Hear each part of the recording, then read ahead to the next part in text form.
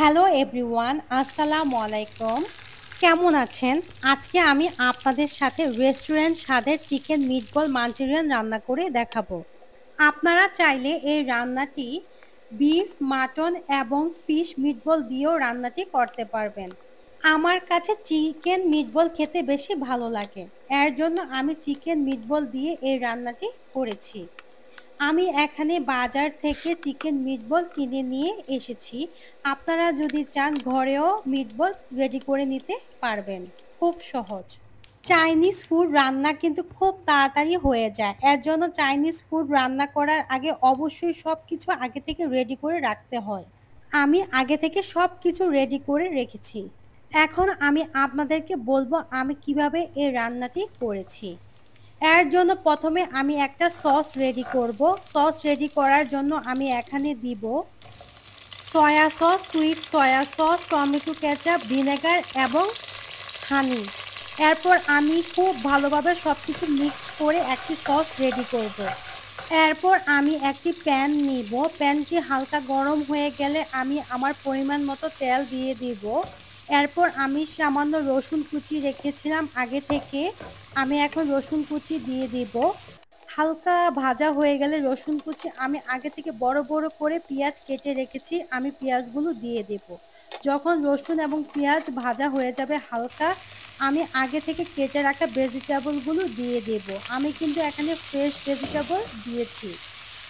আমি এখানে দিয়েছি বাঁধাকপি, গাজর এবং ক্যাপসিকাম।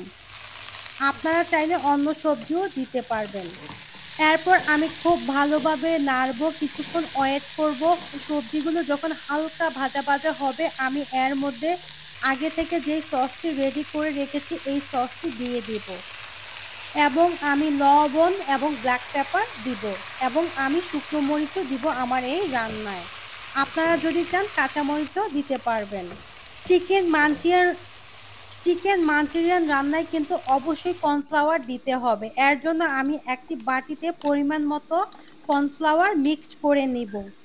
অনেকে এই খাবারটি ড্রাই লাইক করে, অনেকে আবার একটু গ্রেভি খেতে পছন্দ করে, কিন্তু আমার কাছে চাইনিজ মাঞ্চুরিয়ান সাধারণত গ্রেভি বেশি ভালো লাগে, কারণ এটি ফ্রাইড রাইস, পরোটা বা নানের সাথে খেতে খুব মজা লাগে যদি গ্রেভি থাকে। এরপর আমি কর্নফ্লাওয়ার মিক্সড করা পানিটি আমার রান্নায় দিয়ে দিব। আমি এখানে একটু বেশি পরিমাণ দিব, আপনারা চাইলে কম দিতে পারবেন যদি আপনারা বেশি গ্রেভি লাইক না করেন। আপনারা লবণটা আগে বা পরে আপনার সুবিধা মতো দিতে পারবেন। আমি লাস্টে দিয়েছি কারণ সয়া সসে সাধারণত লবণ বেশি থাকে। এর জন্য আমি চেক করে নেই লবণ কতটুকু লাগবে, এর জন্য রান্নার লাস্টে আমি লবণ দিয়ে থাকি আমার এই মাঞ্চুরিয়ান রান্নায়।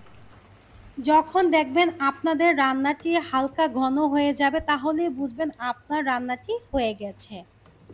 এই তো হয়ে গেল খুব তাড়াতাড়ি এবং জলদি চাইনিজ স্টাইলের চিকেন মাঞ্চুরিয়ান। একদম পারফেক্ট রেস্টুরেন্টের মতো মনে হবে রেস্টুরেন্টে খাচ্ছি। আজকের মতো এখানেই বিদায়। আল্লাহ হাফেজ।